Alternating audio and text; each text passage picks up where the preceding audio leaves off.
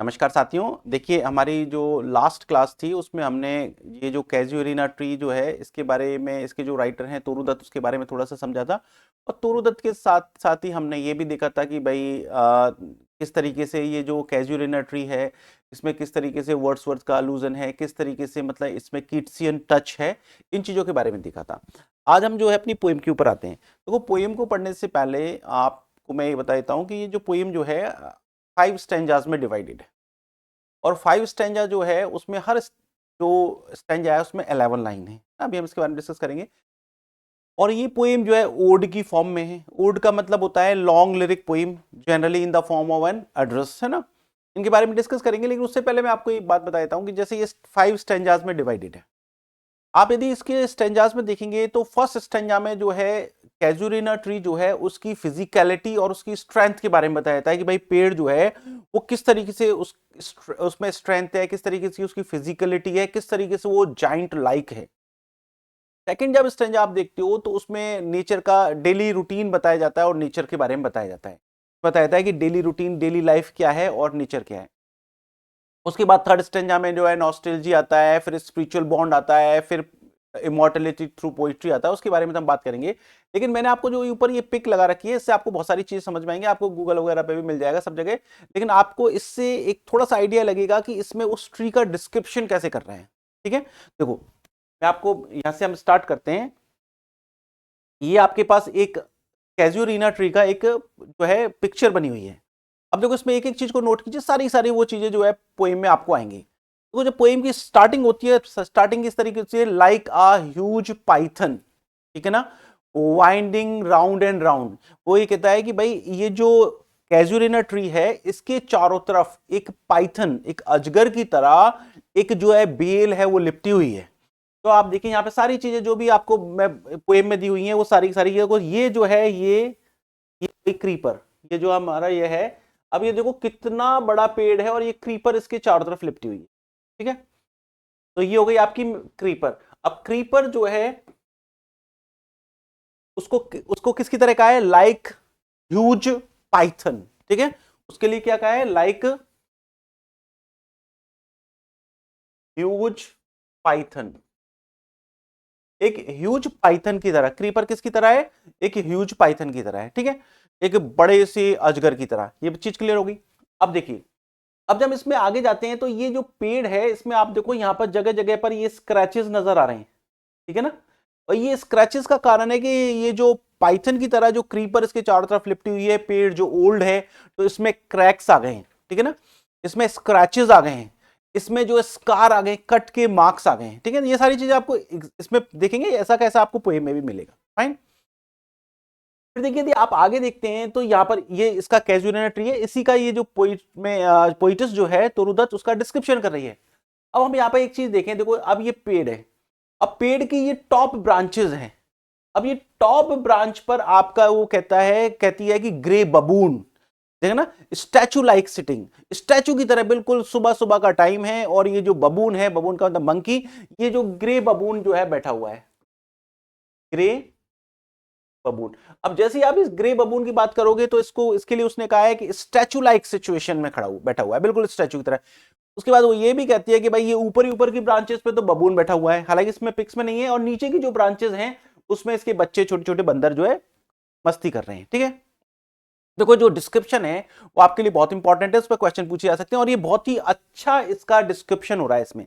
अब देखो, अब आप देखते हैं कि इसमें चारों तरफ ये जो बर्ड्स दिखाई दे रही हैं, बर्ड्स चारों तरफ बर्ड्स हैं, और इन बर्ड्स को वो कौन सी बर्ड्स के का कह रही है? कोकिला, के ओ के आई एल ए, कोकिला मतलब कुक्कू, कुक्कू बर्ड। तो हमने देखा कि यहां पर चारों तरफ जो है कुक्कू बर्ड। अब वो कहती है भाई इसमें कि जैसे ही मैं सुबह उठती हूँ, जैसे ही उठते ही मैं अपनी कैसमेंट को खोलती हूँ, कैसमेंट का मतलब हो गया अपनी जो है विंडो को खोलती हूँ, जैसे ही मैंने विंडो को खोला तो मेरे को क्या दिखाई देता है? ग्रे बबून दिखाई देता है। ठीक है, आई रिपीट, जब कैजुलिना ट्री जो मैंने कहा था शुरुआत में, तो उसका डिस्क्रिप्शन करती है वो फर्स्ट स्टेंजा में, भाई कैजुलिना ट्री जो है बहुत ही विशाल है, उसके चारों तरफ बेल लिपटी हुई है ना, चारों तरफ वहां पे आवाजें आ रही हैं, सॉन्ग्स की आवाजें आ रही हैं। फिर वो डिस्क्रिप्शन करती है कि भाई फिर ये तो एक इसने क्या हुआ, एक डिस्क्रिप्शन किया उसका।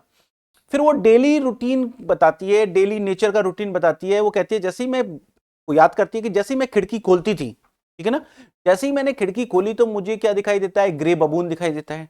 ग्रे बबून क्या है, वो पेड़ के ऊपर ही ऊपर जो है बैठा हुआ है, उसके बच्चे नीचे अटकेलियां कर रहे हैं। फिर कहती है, फिर कोकिला की आवाज आती है, कोकिला की आवाज जो है दिन का स्वागत करती है। तो देखो आपको यहाँ कोकिला की आवाज आ गई। थर्ड बात वो डिस्क्रिप्शन में करती है कि ये जो काउज हैं, ये देखो आपको यहाँ काउ दिख रही होगी, ये पास्चर लैंड में क्या कर रही है, ग्रेजिंग कर रही है। तो स्लीपी काउज, स्लीपी वुड वर्ड यूज करती है। जैसे सुबह सुबह उठ के आपने देखा होगा, जब गाय वगैरह भैंस वगैरह सुबह सुबह उठ के पास्चर में जाती हैं तो वो ड्रूजी कंडीशन में रहती है, ड्राउजी कंडीशन में, स्लीपी। तो वो कहती है कि भाई स्लीपी काउज जो अपने पास्चर लैंड की तरफ जा रही है चरने के लिए, तो आपने देखा कि यहाँ स्लीपी काउज है, ठीक है।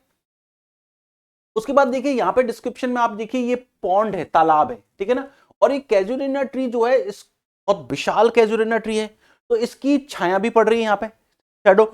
और यहां पर आप देखिए कि ये जो ये फ्लावर्स हैं, इनको उसने कहा है वाटर लिलीज।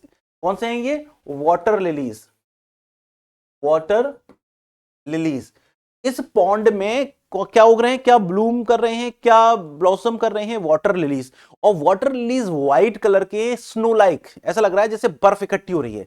वो वर्ड यूज करता है स्नो एम्बेस्ड, वो तोरू दत्त यूज करती है snow embossed, snow gathered, water lilies like snow embossed. वो वाटर लिलीज जो है स्नो के कलर के हैं, तो आपने देखा कि यहाँ वाटर लिलीज व्हाइट कलर के हैं, ठीक है। अब आपने यहाँ पे और डिस्क्रिप्शन में देखा कि यहाँ ये रेड रेड कलर के फ्लावर्स दिखाई दे रहे हैं। तो ये पूरी ब्रांचेस पर जो है रेड रेड कलर के फ्लावर्स नजर आ रहे हैं। इसके लिए वो वर्ड यूज करती है crimson coloured flowers hang on boughs, ठीक है ना। वो कहती है कि क्रिम्सन कलर के, CRIMSON,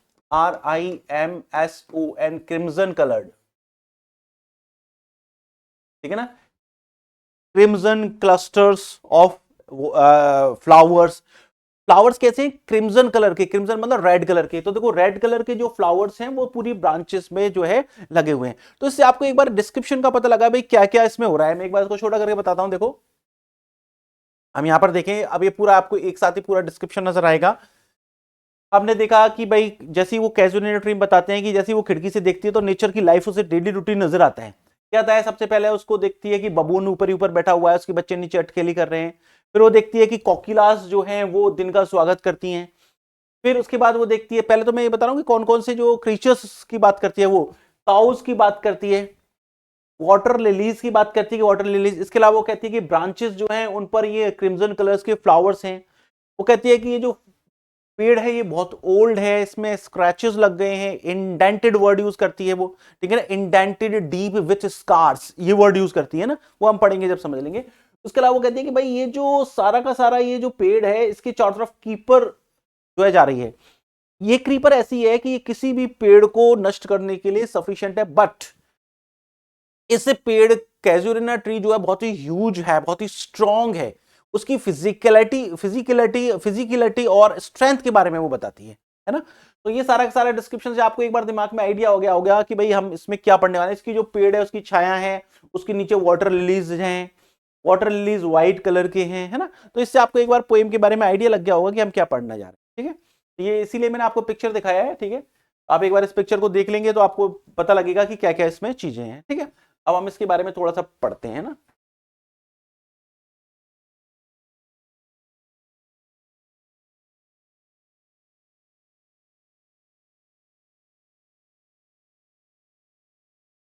देखो पोएम का नाम है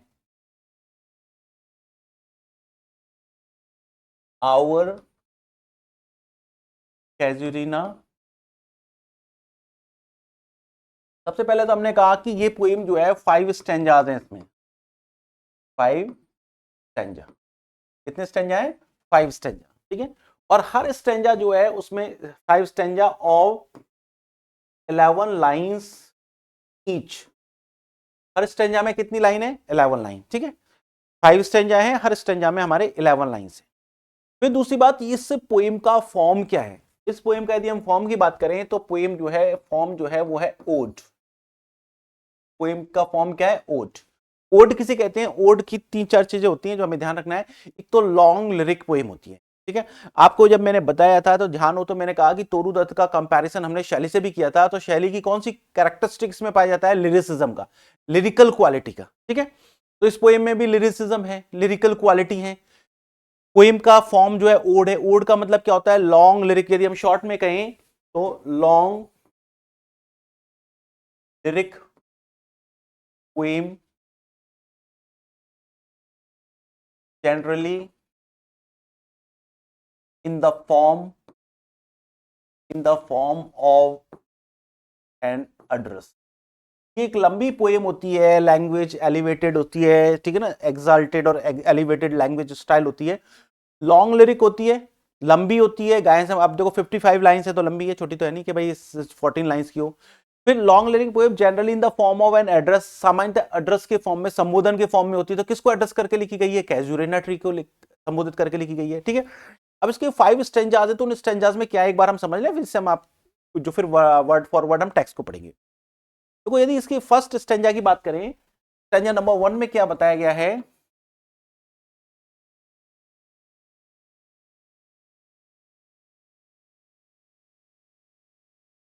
physicality and strength of the tree. First stanza की यदि हम बात करें तो इसमें बताई गई है फिजिकलिटी, उसका फिजिकल स्ट्रक्चर कैसा है, और स्ट्रेंथ के बारे में बताया गया ट्री की में। ठीक है ना, एक इसमें क्या किया उसने? ऑब्जेक्टिव डिस्क्रिप्शन किया of the actual tree. I repeat, objective description of actual tree. जैसा ट्री है उसका एक्चुअल डिस्क्रिप्शन किया है। यहां पर उसने उसकी फिजिकलिटी के बारे में बात की है, यहां पर उसकी स्ट्रेंथ के बारे में बात की है। वो कहती है कि भाई कैजुरिना ट्री जो है बहुत ही विशाल है। उसके लिए वर्ड यूज करती है giant, giant wearing with scarf. जैसे ऐसा लगता है जैसे कोई जाइंट हो और उसने स्कार्फ पहन रखा हो। देखो इसमें वो कहती है कि कैजुरिना ट्री के चारों तरफ एक क्रीपर बेल जो है चारों तरफ लिपट रही है।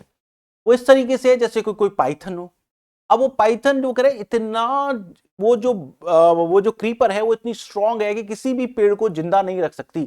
लेकिन इस जो कैजुरिना ट्री है इसके ऊपर कोई फर्क ही नहीं पड़ रहा। वो तो उस बल्कि उसको ऐसा लग रहा है जैसे कि भाई किसी व्यक्ति, जैसे वो बेल उसके ऊपर तक जा रही है ना, ऊपर तक, तो ऐसा लग रहा है जैसे कि किसी व्यक्ति ने या किसी लड़की ने कोई स्कार्फ लगा रखा हो। ठीक है, तो उसकी फिजिकलिटी के बारे में बताया, स्ट्रेंथ के बारे में बताया कि भाई वो इतना स्ट्रांग है इतने लंबे समय से है। ठीक है ना, फर्स्ट स्टेंजा में तो उसके बारे में बताया जाता है। सेकेंड स्टेंजा जो है उसमें डेली लाइफ और नेचर के बारे में बताया जाता है। सेकेंड स्टेंजा में क्या बताया जाता है? Daily life and nature. देखो अब फिर वो याद करती है, वो कहती है कि जैसे ही मैं क्या करती थी, एकदम से सुबह होती थी, सुबह होते ही मैं एकदम से अपने कैसमेंट को खोलती थी, अपनी खिड़की को खोलती थी। तो जैसे ही मैं खिड़की को खोलती थी तो मेरे को जो है डेली जो कैजुरिना ट्री के आसपास की जो चीजें होती है उनके बारे में जो है मुझे याद आता है। अब डेली लाइफ में क्या होता है? सुबह सुबह जैसे ही वो खिड़की खोलती थी तो उसे एक बबून नजर आता था कि पेड़ के ऊपर ऊपर बबून बैठा हुआ है, नीचे उसके बच्चे खेल रहे हैं। सुबह का स्वागत जो है कोकिलास के द्वारा किया जाता है। वो देखती है कि किस तरीके से जो है गाय जो हैं, काउस जो है अपने पास्चर लैंड की तरफ जा रही हैं। वो देखती है कि जो कैजुरिना ट्री जो है उसकी छाया है, छाया में क्या है? एक पॉन्ड है और पॉन्ड के यहाँ पर वाटर लिलीज उग रहे हैं बिल्कुल व्हाइट कलर के। तो इस तरीके से नेचर का डेली का डिस्क्रिप्शन, नेचर का डिस्क्रिप्शन करती है और डेली लाइफ में क्या क्या चीजें उससे सुबह दिखाई देती है उसके बारे में वो डिस्कस करती है। ठीक है, उसके बाद थर्ड स्टेंजा जो है वो पर्सनल नॉस्टैल्जिया की तरफ आ जाता है।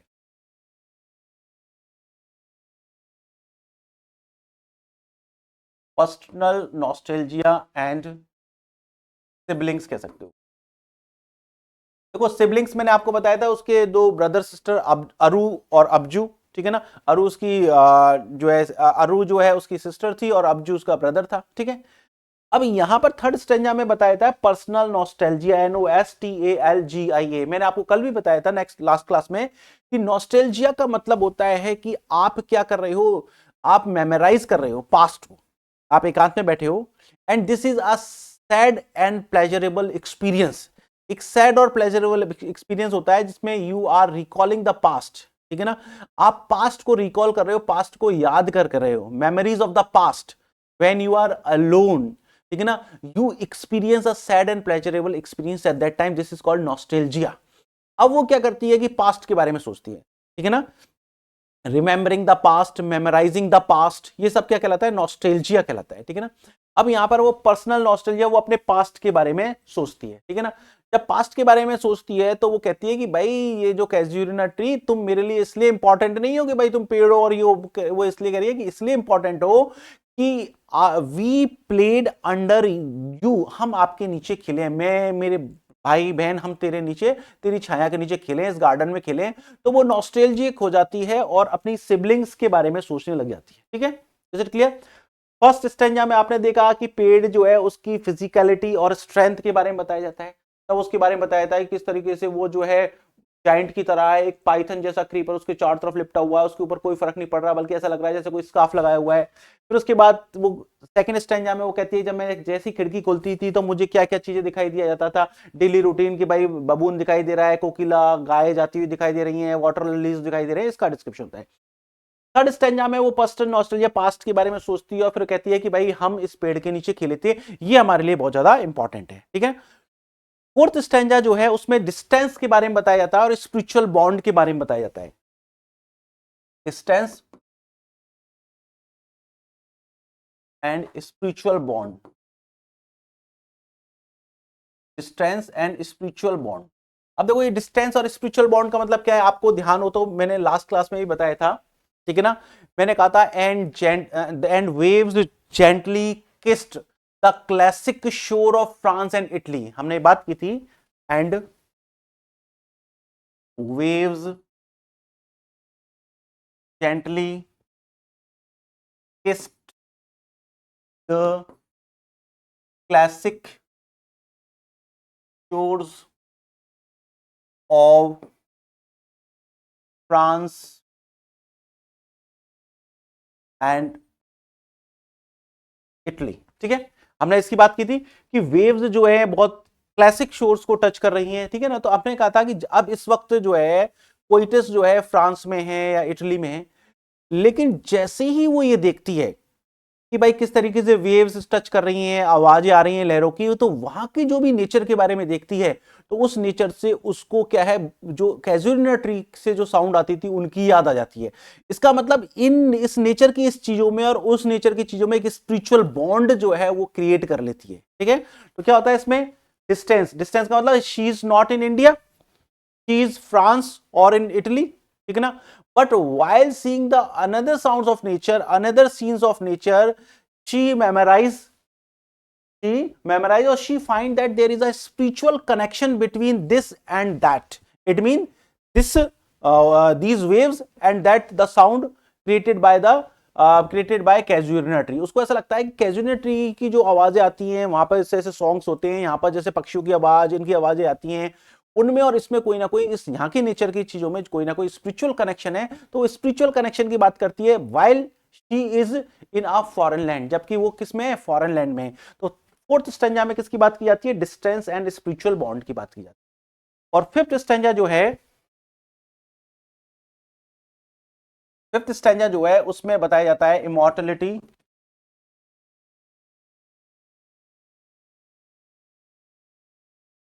Through poetry. देखो आपको ध्यान हो तो फोर्थ स्टैंजा ही सॉरी फिफ्थ स्टैंजा में ही वो बात करती है कि मेस दाउ बी नंबर्ड, ठीक है ना। वो कहती है mayst thou be numbered when my days are done with deathless tree like those in Borrowdale, कि हो सकता है कि जो है तुम जो है तुम्हें याद किया जाए जब मैं ना रहूं, ठीक है ना। और फिर तुम्हारे साथ ही पेड़ जो है इनको भी याद किया जाएगा, किसको, अब्जू और अरु को भी, ठीक है ना। तो यहां पर उस पेड़ को और अपने सिबलिंग्स को वो बताती है कि they will become immortal through poetry, poetry के द्वारा इमॉर्टल हो जाएंगे। लास्ट, इसकी लास्ट की लाइन भी बहुत इंपॉर्टेंट है, may love defend thee from oblivion's curse. ये लाइन ध्यान रखना, एग्जाम में आपको पूछी जा सकती है। लास्ट लाइन जो है इस पोएम की वो कहती है, may love defend thee from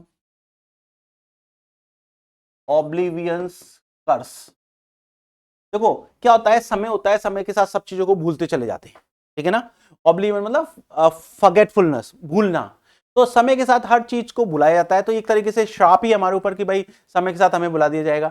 लेकिन वो कहती है कि मेरा जो प्यार है तुम्हारे प्रति, वो कहती है कि मेरा जो तुम्हारे प्रति प्यार है, अबजू अरु कैजुअल ट्री के बारे में मैं लिख रही हूं, मेरा जो प्यार है उस वो तुम्हें इस कर्ज से क्या करेगा, डिफेंड करेगा। DEFEND, डिफेंड मतलब बचाएगा।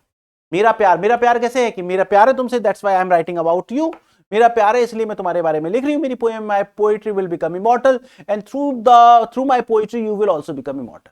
ठीक है ना, like that of like those trees which are in Borrowdale, जो बोरोडिल में ट्रीज हैं उनकी तरह तुम भी अमर हो जाओगे।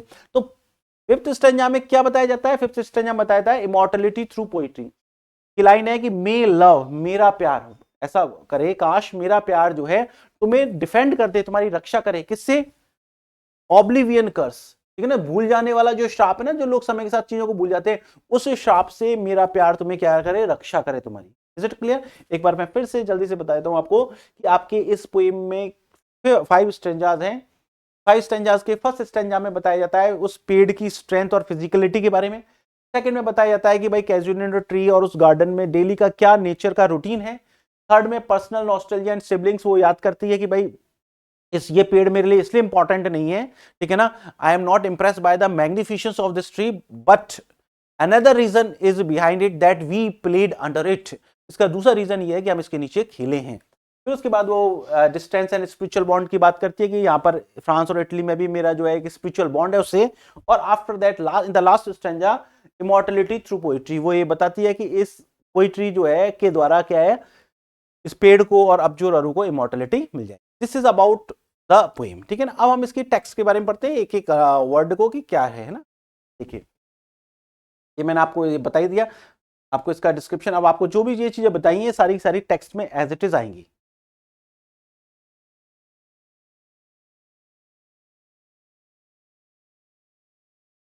देखो, पोएम का नाम है आवर कैजुअल ट्री। तो एक तो ये चीजें ध्यान रखना, इसकी एक पोएम और है जिसका नाम है बॉग मैरी, है ना। यदि आप बॉग मैरी में देखेंगे तो बॉग मैरी में देखो यहां पर तो कैजुअल ट्री का कंपैरिजन जो है वर्ड्सवर्थ के यू ट्रीज से कर रही है वो। आई रिपीट, इसी की एक मैंने आपको बताया था कि बॉग मैरी के बारे में हम बाद में डिस्कस करेंगे जब पोएम पढ़ेंगे, तो इसलिए अब यहाँ पर टाइम है कि हम उस बारे में थोड़ा सा डिस्कस करें। इसकी एक पोएम और इसका नाम है बॉग मैरी। बॉग मैरी एक्चुअल मैंने आपको बताया था कि इनका जो गार्डन है, फैमिली गार्डन है, उसका नाम है बॉग मैरी। तो क्या है बॉग मैरी गार्डन है, तो बॉग मैरी गार्डन का कंपैरिजन तोरू दत्त जो है ईडन गार्डन से करती है, वो हेवन वाला जो ईडन गार्डन है। उसी तरीके से कैजुअल ट्री जो है, इसमें कैजुअल ट्री का कंपैरिजन किससे करती है, वो करती है यू ट्रीज से, जिसका डिस्क्रिप्शन किसने किया है, वर्ड्सवर्थ ने। दूसरी बात, दोनों पोएम की बिगिनिंग जो है बिल्कुल एक जैसी है। ठीक है ना, जैसे इसमें इसकी बिगिनिंग है लाइक अ ह्यूज पाइथन। ठीक है ना, इस पोएम की शुरुआत होती है like a huge Python winding round and round, एक पाइथन की तरह, ठीक है ना, जो कि चारों तरफ लिपटा हुआ है। इसी तरीके से बॉग मैरी की भी शुरुआत इसी तरीके से होती है, वो कहती है a sea of foliage girds our garden round. A sea, आप यदि बॉग मैरी की देखेंगे तो बॉग मैरी की स्टार्टिंग होती है ए सी ऑफ फॉलिएज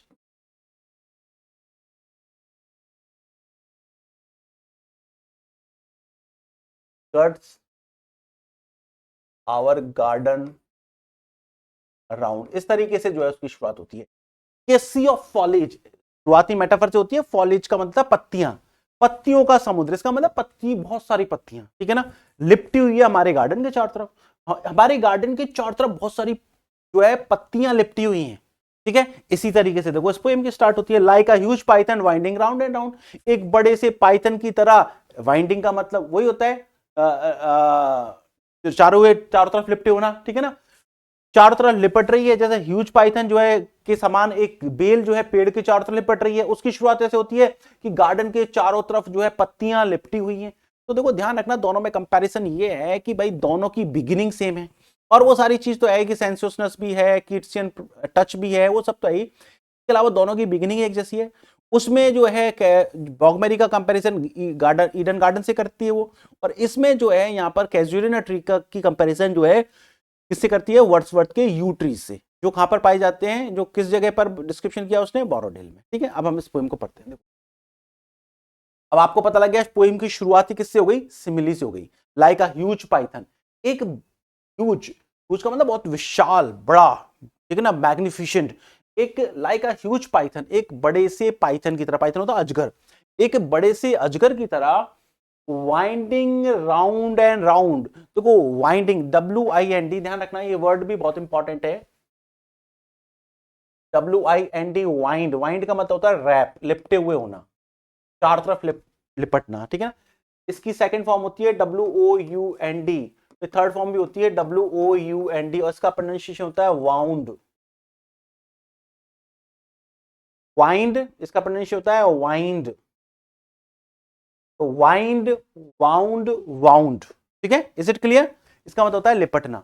एक और ध्यान रखना, एक वर्ड होता है WIND, इसको आप जानते हो, ये होता है विंड, जो जिसको कहते हैं एयर। ये सारे वर्ड आपको एग्जाम के पॉइंट ऑफ व्यू से बहुत इंपॉर्टेंट है, प्रोनाउंसिएशन प्लस वोकैबुलरी दोनों के हिसाब से। देखो एक शब्द होता है WIND, उसका प्रोनाउंसिएशन होता है वाइंड, उसका मतलब होता है लिपटना। उसकी सेकंड फॉर्म होती है वाउंड, वाउंड, WOUND।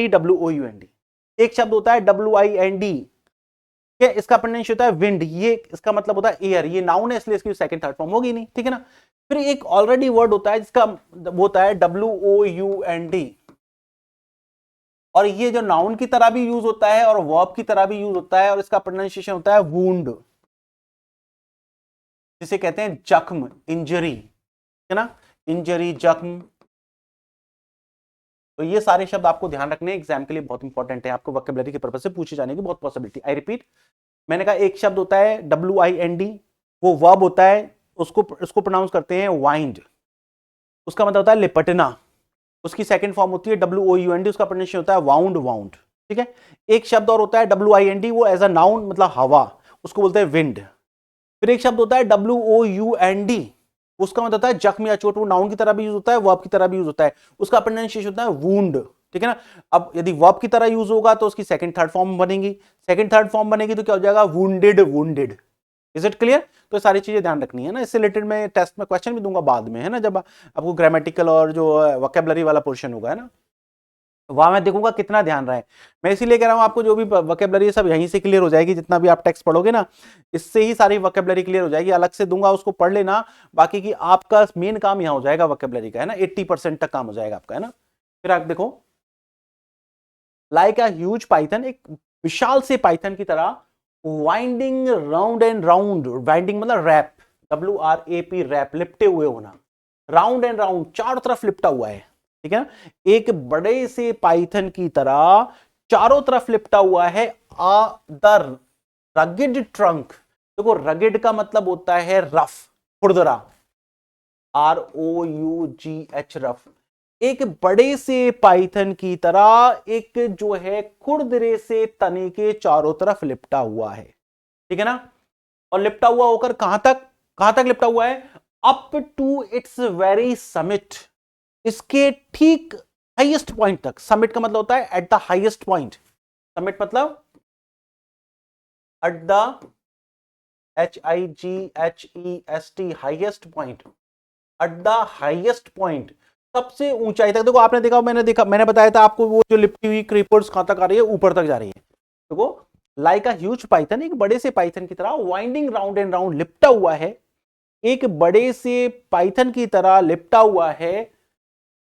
किसके चारों तरफ लिपटा हुआ है, वाइंडिंग, लिपटा हुआ है राउंड एंड राउंड चारों तरफ।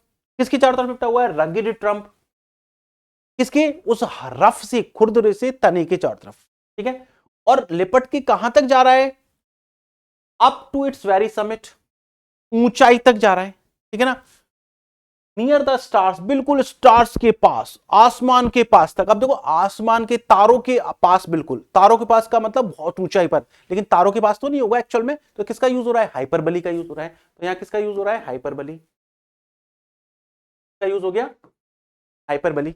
Is it okay? देखो मैंने कहा लाइक अ ह्यूज पाइथन, एक बड़े से पाइथन की तरह, ठीक है ना, वाइंडिंग राउंड एंड राउंड, चार तरफ लिपटे हुए होना, का रगिड ट्रंक, एक रफ से तने के, up to its very summit, और वो ये जो कहां तक जा रहा है, ऊपर तक।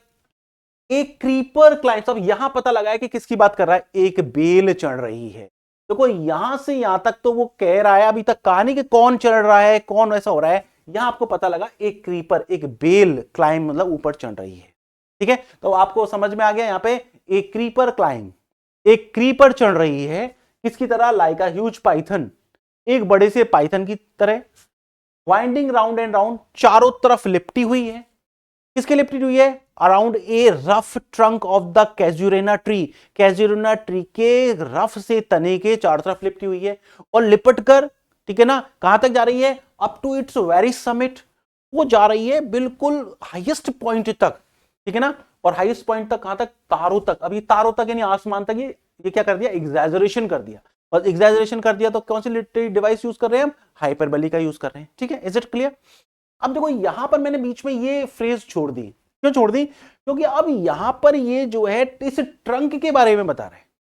आई रिपीट, यहां तक तो हम पहले सारी बात जो है क्रीपर के बारे में बात कर रहे थे कि एक क्रीपर है, एक बेल है, जो एक बहुत बड़े पाइथन की तरह जो है चारों तरफ उस तने की लिपटी हुई है, और तने से लिपटकर लिपटती लिपटती वो it reaches to the highest point of the tree के हाईएस्ट पॉइंट तक पहुंच रही है। अब उस ट्रंक की बात की यहां पर, इंडेंटेड डीप विथ स्कार्स। अब वो जो ट्रंक को डिस्क्राइब किया है कि वो ट्रंक कैसी है, इंडेंटेड, वो जो तना है वो कैसा है, इंडेंटेड डीप विथ स्कार। देखो इंडेंट क्या होता है, देखो आप यहां समझिए, जैसे हमारा कोई पेज होता है, आप सब लोगों को इसके बारे में नॉलेज होगी, सब आप कंप्यूटर चलाते हैं, है ना। जैसे हमारा ये पेज है, मैं यहां बताता हूं आपको इंडेंटेड। आप देखिए जैसे कि ये हमारा पेज है,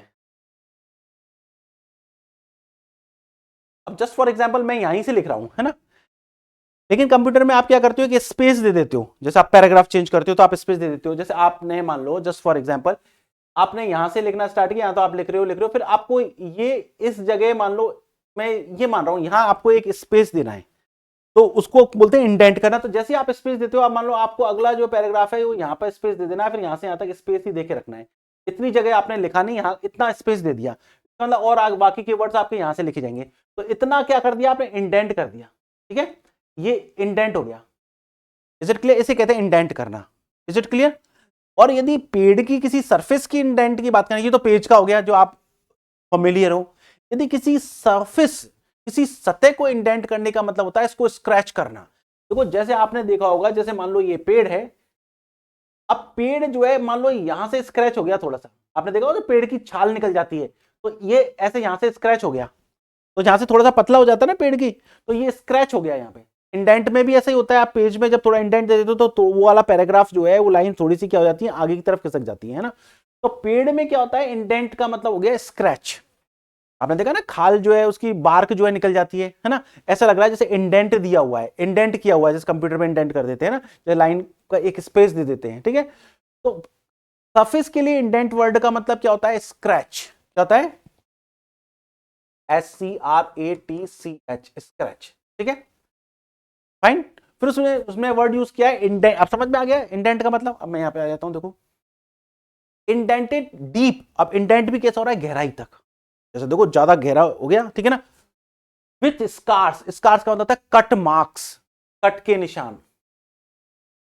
अब देखो पेड़ बहुत पुराना है, पेड़ के चारों तरफ बेल भी लिपट रही है, तो पेड़ चारों तरफ बेल लिपट रही है, हालांकि उसको ऐसा नहीं नष्ट कर पा रही है, लेकिन बहुत ज्यादा पुराना होने की वजह से उस पेड़ में स्क्रैचेस आए हुए हैं, उस पेड़ के तने में क्या स्क्रैच आ रहे हैं, और स्क्रैच किसकी वजह से है, क्योंकि वहां कट के मार्क्स लगे हुए हैं, कट के चिन्ह लगे हुए हैं, पेड़ में कहीं ना कहीं कट लगा हुआ है, वो हो सकता है क्रीपर से लगा हो, ओल्ड एज की वजह से लगा हो। आपने देखो बहुत पुराना पेड़ होता है, उसकी छाल जो होती है वो निकल जाती है, तो ऐसा लगता है जैसे कि कट के मार्क्स हैं, और वो स्क्रैच से ऐसे लगते हैं, ठीक है। तो उस यहाँ पर ट्रंक का डिस्क्रिप्शन किस तरीके से किया है, the rugged trunk, the rugged trunk, rugged का मतलब रफ।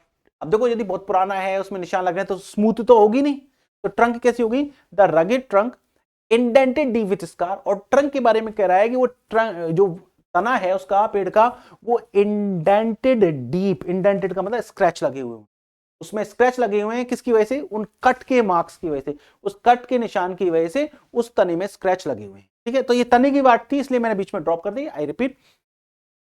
अब यहां पे मैं इसको अपने पढ़ लिया, तो मैंने कहा एक क्रीपर क्लाइम्स, एक क्रीपर ऊपर बढ़ रही है, लाइक अ ह्यूज पाइथन, एक बड़े से पाइथन की तरह, ऐसा लग रहा है जैसे बड़ा सा अजगर जो है चारों तरफ लिपट रहा है। और क्रीपर कैसे, वाइंडिंग राउंड एंड राउंड, वो चारों तरफ, वाइंडिंग मींस रैप, ठीक है ना, लिपटी हुई है चारों तरफ, आ रगिड ट्रंक, ठीक है ना, किसके चारों तरफ लिपटी हुई है? उस रफ से ट्रंक की तरफ, ट्रंक के चारों तरफ। और ट्रंक की बता रहा है कि भाई वो तना कैसा है कि वो तने पे स्क्रैच लगे हुए हैं, स्क्रैच हो रहे हैं, उस पे कट मार्क्स दिखाई दे रहे हैं, ऐसे तने के चारों तरफ। और वो जो क्रीपर कहां जा रही है? Up to its very summit, ठीक, वेरी का मतलब ठीक, ठीक ऊंचाई तक, ठीक एट द हाईएस्ट पॉइंट तक जा रही है, नियर द स्टार, तारों के पास। तारों के पास ये हाइपरबोली का यूज है, यानी कि आसमान तक कौन जा रही है? क्रीपर, ठीक है। इन whose embraces bound no other trees could live, ठीक है ना। फिर वो कह रही है देखो तरुदत्त की, इन whose embraces, embraces का मतलब होता है आलिंगन, ठीक है ना। एम्ब्रेसेस का मतलब क्या होता है? आलिंगन। आप कह सकते हो होल्ड टाइटली, आप किसी को गले लगाते हो जैसे कस के पकड़ लेते हो ना, एम्ब्रेसेस का मतलब होल्ड टाइटली, ठीक है ना। तो जिसके आलिंगन से बाउंड, बाउंड मतलब बंध के, वो क्रीपर ऐसी खतरनाक क्रीपर है, इतनी विशाल क्रीपर है कि उसके आलिंगन से बंधकर, उसके आलिंगन से रिस्ट्रिक्टेड होकर, उसके आलिंगन से लिमिटेड होकर, उसके आलिंगन से बंधकर, उसके आलिंगन में फंसकर, उसके आलिंगन में लिपटकर, ठीक है ना, no other tree could live, कोई भी दूसरा पेड़ जो है जीवित नहीं रह सकता, ठीक है ना। वो कह रहा है कि ये जो क्रीपर है is just like huge Python. जैसे पाइथन जो है किसी के चारों तरफ लिपट जाता है, कैसा भी विशाल जानवर हो उसको मार देता है, इसी तरीके से ये जो बेल इतनी ह्यूज है कि इसके एम्ब्रेसेस जो है उनसे, उसकी आलिंगन, यदि किसी, ये बेल यदि किसी को आलिंगन कर ले, जकड़ ले, उसके चारों तरफ लिपट जाए, तो नो ट्री कुड लिव, तो कोई भी पेड़ जीवित नहीं रह सकता। लेकिन ये पेड़ तो बहुत ही विशाल है, बहुत ही स्ट्रांग है, इसकी स्ट्रक्चर जाइजेंटिक है, एक दैत्य की तरह, राक्षस की तरह है, तो इसके ऊपर कोई फर्क नहीं पड़ रहा, बल्कि बेल तो इसके लिए एक डेकोरेशन का काम कर रही है। ऐसा लग रहा है जैसे किसी लड़की ने स्कार्फ लगा रखा हो, वो बेल जो उसके ऊपर तक जाती है तो ऐसा लग रहा है स्कार्फ लगा रखा है, कोई उसको नुकसान नहीं पहुंचा।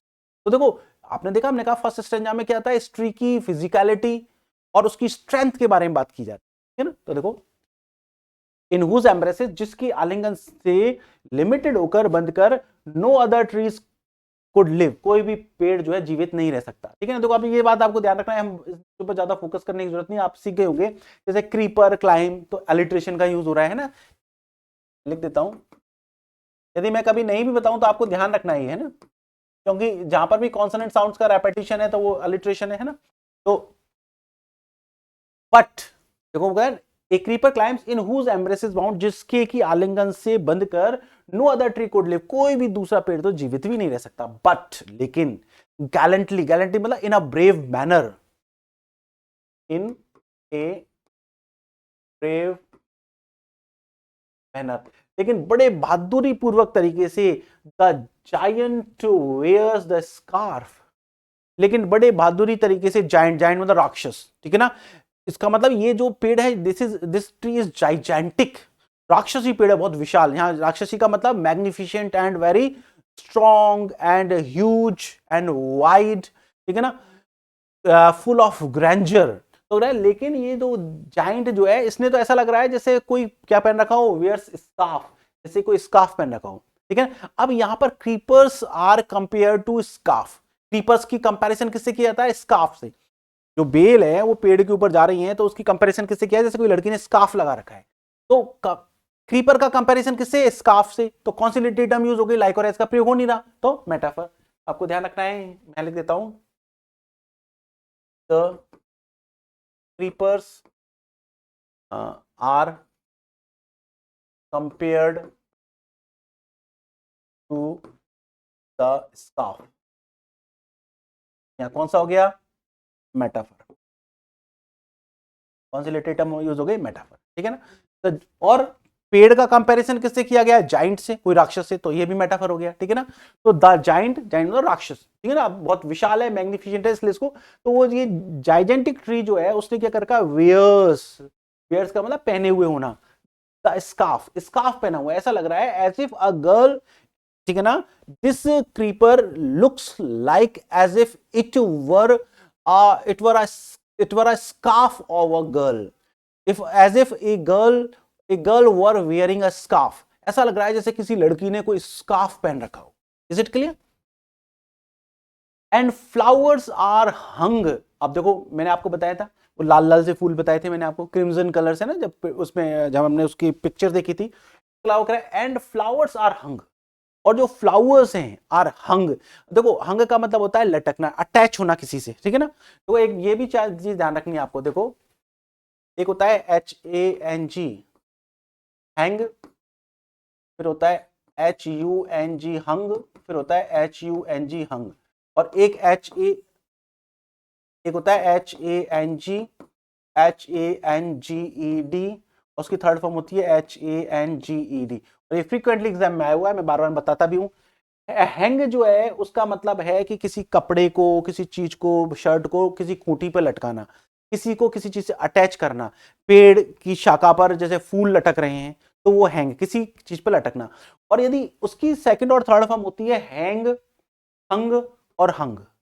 और HANG जिसकी सेकंड फॉर्म हैंग्ड है, इसका मतलब ये HANG हैंग का मतलब सूली पर लटकाना, फांसी पर लटकाना। यदि फांसी पर लटकाने की बात कर रहे हैं तो हैंग की सेकंड और थर्ड फॉर्म होगी hanged. He was hanged till death, उसे फांसी पर लटकाए रखा मृत्यु तक, तो वो तो होता है हैंग्ड। और किसी चीज को अटैच करना होता है, जैसे पेड़ पे फूल अटैच हो रहे हैं, किसी नेल के ऊपर कोई शर्ट टंगी हुई है, तो उसके लिए जो सेकंड फॉर्म और थर्ड फॉर्म होती है वो होती है हंग। तो ये ध्यान रखना है। तो हम देखो बात करते हैं, एंड फ्लावर्स आर हंग, और फूल जो है क्या हो रहे हैं, अटैच हो रहे हैं, लटके हुए हैं, in crimson clusters all the boughs among, और फूल कैसे कलर के, इन क्रिम्सन मतलब डार्क रेड, DAR के डार्क रेड, क्लस्टर्स का मतलब बंचेस, गुच्छे। तो फ्लावर्स आर हंग, फ्लावर्स लटके हुए हैं कैसे, लाल रंग के गुच्छों के रूप में। It mean flowers are in dark red colour. अब देखो यहां पर कलर्स की बात हो रही है, तो मैंने आपको बताया था कि तोरू दत्त जो है वो सेंसुअस पोइट्स है ना। जिस तरीके से कीट्स की पोइट्री में सेंसुअसनेस होता है, वैसे इसकी पोइट्री में सेंसुअसनेस होता है। तो कलर की बात कर रहे हैं, इसके अंदर सेंस ऑफ साइट को अपील कर रहा है, ठीक है ना। किसको कर रहा है, सेंस ऑफ साइट को, सेंस ऑफ साइट को अपील कर रहा है, मतलब सेंसुअस पोइम में कही हो गई, ठीक है। तो वो कह रहा है कि द फ्लावर्स आर हंग, फूल जो है क्या हुआ है, लटक रहे हैं, इन क्रिम्सन क्लस्टर्स, कैसे कैसे कलर में है वो, डार्क रेड कलर में, गुच्छों के रूप में। ऑल द बाउज अमंग, पूरी बाउज मतलब ब्रांचेस के चारों तरफ, पूरी ब्रांचेस के बीच में, पूरे ब्रांचेस में रेड कलर के, क्रिम्सन कलर के फूल जो है लटके हुए हैं, अभी हमने बताया था रेड कलर के, ठीक है। वेयर ऑन, जिनके ऊपर, किनके ऊपर, फूलों के ऊपर, ठीक है। देखो फ्लावर्स तो किस पर, क्रिम्सन कलर के हैं, और वो क्या है, सारी ब्रांचेस के बीच में लटके हुए हैं खूब सारे गुच्छों के रूप में। और इनके ऊपर, और ये जो फूल हैं, जो क्रिम्सन कलर्स फ्लावर हैं, जो क्रिम्सन क्लस्टर्स ऑफ फ्लावर्स हैं, इन पर, वेयर ऑन मतलब जिनके ऊपर, ऑल डे पूरे दिन, आर गैदर्ड इकट्ठे रहते हैं, जिसके ऊपर पूरे दिन इकट्ठे रहते हैं कौन, बर्ड्स एंड बीज, पक्षी और बीज, मधुमक्खियां। पक्षी और मधुमक्खियां उनके चारों तरफ क्या करते हैं, उन ब्रांचेस के ऊपर तो कौन है, ब्रांचेस के ऊपर जो है crimson coloured bunches of flowers हैं, और उन फ्लावर्स के ऊपर बर्ड्स और बी पूरे दिन भर मंडराते रहते हैं, ठीक है। एंड ऑफ्ट एट नाइट, और अधिकतर रात को, गार्डन ओवरफ्लोज, और रात को क्या होता है, गार्डन भर जाता है, ठीक है ना। अब यहाँ गार्डन कौन सा गार्डन है, वो बॉगमेरी गार्डन, जिस गार्डन के अंदर कौन सा पेड़ है, कैजुरिना ट्री है। Is it clear. End of, इसलिए मैंने कहा था बॉगमेरी के बारे में मैं पोएम पढ़ाऊंगा जब बातें बताऊंगा, ठीक है ना। तो इसलिए आपको इसलिए पहले रेफरेंस दिया था, और अब हम इसके बारे में जब भी आ रहा है तो हम इसके बारे में डिस्कस कर रहे हैं। एंड ऑफ्ट, ऑफ्ट अक्सर, एंड ऑफ्ट एट नाइट्स, और रातों को, द गार्डन ओवरफ्लोज, ओवरफ्लोज का मतलब फिर गार्डन जो है भर जाता है, विथ वन स्वीट सॉन्ग, एक स्वीट सॉन्ग के साथ, पूरे गार्डन में एक मधुर संगीत चलने लग जाता है। अब देखो स्वीट सॉन्ग, जैसे सॉन्ग की बात की तो सेंस ऑफ कौन हो गया, हियरिंग, सेंस ऑफ हियरिंग। अब जैसे ही सेंस ऑफ हियरिंग हुआ, इसका मतलब क्या हो गया, सेंसुअसनेस हो गया, ठीक है ना। आपके सेंस ऑर्गन को अपील करा, जैसे मैंने कहा one sweet song, garden overfills with one sweet song, तो जैसी सॉन्ग की बात आई तो आपको किसको आकर्षित करेगा, आपके कानों को। इसका मतलब sense of hearing, sense of hearing का मतलब पोएम कैसी हो गई, पोएम में क्या हो गया, सेंसुअसनेस। तो आपको ध्यान रखना है, मल्टीपल चॉइस में पूछ रहे हैं किसमें कौन सी सेंस ऑर्गन को अपील कर रहा है, तो ये हमें ध्यान रखना है ना। एंड ऑफ्ट अक्सर एट नाइट, रात को, द गार्डन ओवरफ्लो, गार्डन जो है ओवरफिल हो जाता, फिल भर जाता है विथ वन स्वीट सॉन्ग, एक मधुर गाने से, that seems to have no close, जो ऐसा प्रतीत होता है कि हैव नो क्लोज, जिसका कोई एंडिंग नहीं है। क्लोज यानी बंद होना, ठीक है ना। इसका मतलब नो एंडिंग, नो क्लोज मतलब नो एंडिंग, और ऐसा लगने लग जाता है जैसे गार्डन का कोई अंत ही नहीं हो रहा। ठीक है, कैसा लगने लग जाता है? ऐसा लगने लग जाता है जैसा गार्डन, देखो हमने जो वो चीजें डिस्क्रिप्शन में पढ़ी कि हमने कहा ये आएगा, तो वो सारी चीजें आई। हमने देखा कि भाई गार्डन में हमने देखा कि भाई बबून्स की बात की, वाटर लिलीज की बात की, ठीक है, वो तो आई एम सॉरी वो तो सेकंड स्टेज में आएगा। हमने जैसे कहा ह्यूज पाइथन की बात की, हमने पहले बात कहा था सेंसुअसनेस में, हमने कहा क्रिम्सन कलर्स की बात की, हमने कहा कि भाई सॉन्ग्स की बात की, तो वो सेंस ऑफ हियरिंग हो गया। तो ये सारी चीजें आपने पहले ध्यान से पढ़ी है, तो फिर ये रिकॉल होती हैं सारी सारी चीजें, है ना। देखो I repeat, and oft at night, और अक्सर रात को, द गार्डन ओवरफ्लोज, गार्डन भर जाता है, विथ वन स्वीट सॉन्ग, और एक मधुर संगीत, that seems to have no end, ऐसा लगता है उसका कोई अंत नहीं है, संग गाया जाता है। डार्कलिंग, डार्कलिंग मतलब in the darkness, in the dark या इन द डार्कनेस, अंधेरे में से, फ्रॉम आवर ट्री, हमारे पेड़ में। अब एक गाना जो है, एक बहुत ही मधुर संगीत उस अंधेरे में से, हमारे पेड़ में से गाया जाता है ना, पेड़ में पक्षी होंगे, पेड़ में कोकिलाज होंगे, वो सब एक गाना गाते हैं, वाइल, जबकि, मैन, आदमी, रिपोज, रिपोज मतलब एट रेस्ट, ठीक है ना, जब आदमी क्या कर रहा होता है, एट रेस्ट, सो रहा होता है, इसका मतलब स्लीपिंग एट नाइट, जब वो रात को सो रहा होता है। सो रहा कब होता है? रात को, ठीक है, इसलिए रात की बात कर रहा है, ठीक है। आई रिपीट, एंड ऑफ्ट, अक्सर, एट नाइट्स, रात्रि को, द गार्डन ओवरफ्लोज, गार्डन भर जाता है, विथ वन स्वीट सॉन्ग, एक बहुत ही मधुर सा गाना, that seems to have no close, ऐसे एक मधुर सा गाना सुनाई देता है, ऐसा लगता है जिसका कोई अंत ही नहीं होगा, संग, जिसको गाया जाता है, darkling in the dark, from our tree, हमारे पेड़ में से, पेड़ के अंदर से आवाज आती है, अंधेरे में, अंधेरे मतलब रात को, तब, when man, while man repose, जबकि उस वक्त आदमी क्या कर रहा होता है, एट रेस्ट, रिपोज कर रहा होता है, मतलब रेस्ट कर रहा होता है, ठीक है। मैंने आपको बताया था कि ये जो वर्ड है डार्कलिंग जो है, कहां से लिया गया है? जॉन कीट्स की पोएम से लिया गया है, ठीक है ना, और जॉन कीट्स की पोएम से लिया गया है ओ टू नाइटिंगेल से, और उसमें वो कहता है darkling I listen and for many a times, ठीक है ना, वो कहता है, देखो जॉन कीट्स कहता है, मैं लिख देता हूं, darkling I listen for many a time, for many time, I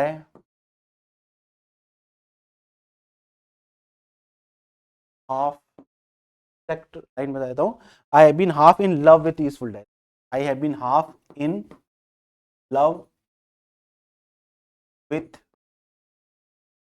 easeful death, ये है किट्स की ओ टू नाइटिंगेल।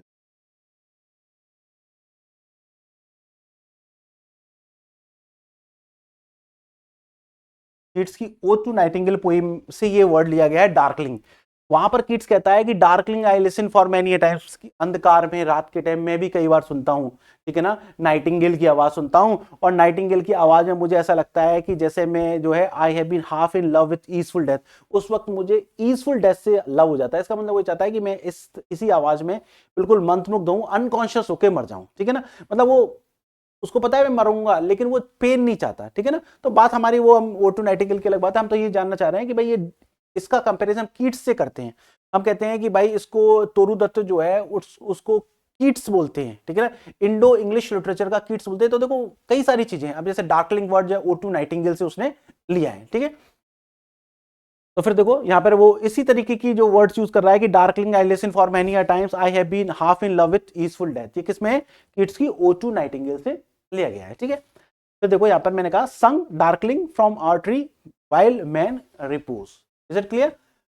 तो इसको क्या बोलते हैं? जैसे मैंने कहा कि डार्कलिंग वर्ड इससे लिया गया है, तो मतलब कीट्स का टच है, किसका टच है? कीट्स का टच, तो इसको हम क्या बोल सकते हैं? कीट्सियन टच, क्या बोलते हैं इसको? कीट्सियन टच, कीट्सियन टच। कीट्सियन टच का मतलब हो गया कीट्स का इन्फ्लुएंस, ठीक है ना। कीट्सियन टच का मतलब क्या हो गया? इन्फ्लुएंस ऑफ कीट्स, कीट्स का इन्फ्लुएंस है तुरदत्त के ऊपर।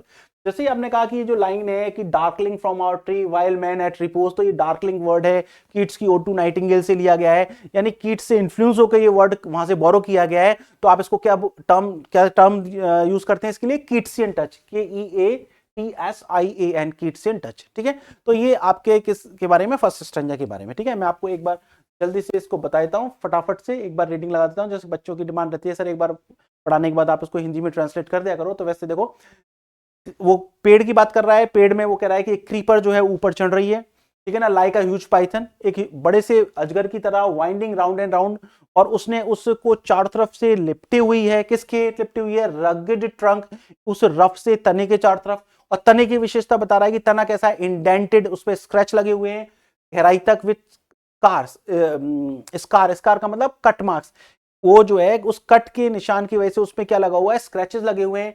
और क्रीपर जो है अप टू इट्स समिट, ऊपर तक जा रही है, नियर द स्टार, आसमान तक, तारों तक, मतलब बहुत हाइट तक, ही हाइपरबोली का यूज हो रहा है यहां पर।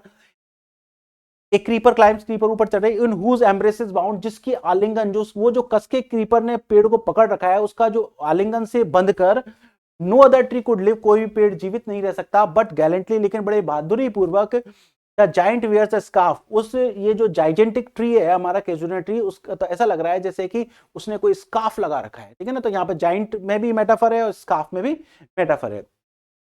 And flowers are hung in crimson cluster, और फूल जो है लटके हुए हैं डार्क रेड कलर के गुच्छे में के रूप में, किसके, ब्रांचेस के बीचों बीच में। वेयर ऑन ऑल डे, उन फूलों पर पूरे दिन, are gathered birds and bee, उस फूलों के चारों तरफ पूरे दिन भर में मधुमक्खियां और पक्षी जो है क्या करते रहते हैं, इकट्ठे होते हैं। Oft at night the garden overflows, और अक्सर रात्रि को गार्डन जो है गूंजने लग जाता है, विथ वन स्वीट सॉन्ग, एक मधुर संगीत से, that seem to have no close, ऐसा लगता है उस गाने का कोई अंत ही नहीं होगा। और ये गाने की आवाज कहां से आ रही है, संग जो गाया जाता है, डार्कलिंग फ्रॉम आवर ट्री, हमारे पेड़ के अंधकार वाले हिस्से से, यानी पेड़ जो है वो रात का टाइम है, पेड़ है वहां पर और रात को अंधेरा हो रहा है, तो पेड़ की तरफ से जो है क्या होता है, हमें गाने की आवाज आती है, ऐसा लगता है इसका कोई अंत नहीं होगा। और ये कब आती है, वाइल मैन रिपोज, जब आदमी जो है रेस्ट कर रहा होता है, आदमी सो रहा होता है, इसका मतलब रात के समय। Fine, this is about your first stanza. Next के बारे में पढ़ेंगे नेक्स्ट क्लास। Thank you.